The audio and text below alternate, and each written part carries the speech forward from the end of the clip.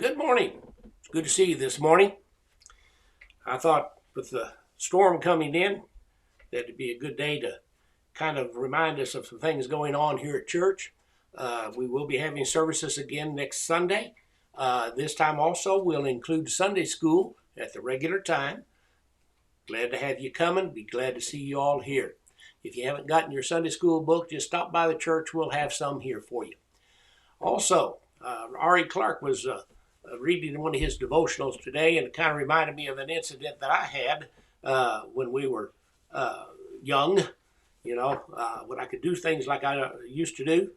Well, I remember going to a fishing place with another buddy of mine from one of the churches I pastored, and we were out in a canoe, and I had talked my son into coming on with us. Now, he was still in grade school at this time, and we went out in a canoe, a pretty good sized canoe that had a stern, and we could put a little motor on that thing.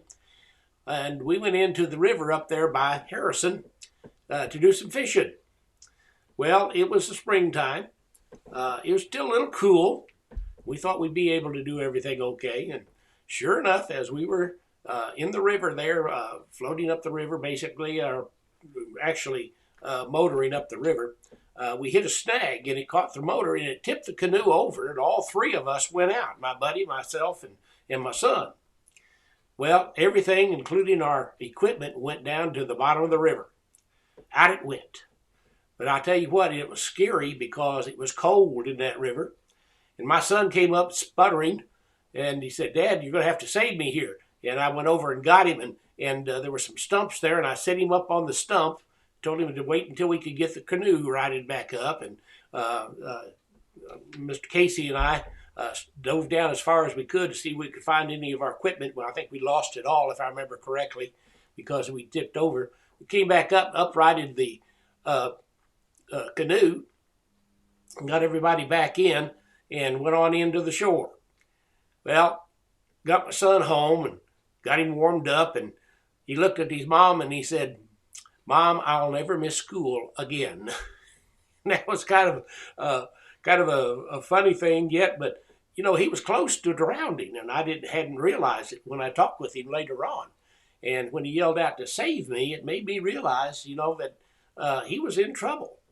Kind of reminds me of the Psalms there in 69 verses 1 through 2. It says, in that very moment, I could relate with David as he cried out to the Lord. He said, "Save me, O God, for the waters have come up to my neck. I sink in deep mire, where there is no standing. I have come into deep waters, where the floods overflow me." I thought about Jeff when I read that, thought about the incident that we had there. And I began to realize that, all of us sometimes get into the deep part of our life. We may find ourselves without options. We find ourselves deeply under a tangled mess of problems and trials and tribulation.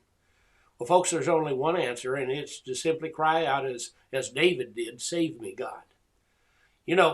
There's a neat song I remember singing, one of the old favorite hymns. "I was sinking deep in sin, far from the peaceful shore, very deeply stained within, sinking to rise no more. From the waters, but the master of the sea heard my despairing cry, and from the waters lifted me, now safe am I.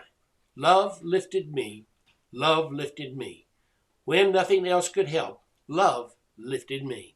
That song always reminds me of Jesus coming to the boat on the lake as the storm was going on, as he was walking on the water. And Peter calling to him and saying, "Lord, let me come to you." And he said, "Come on."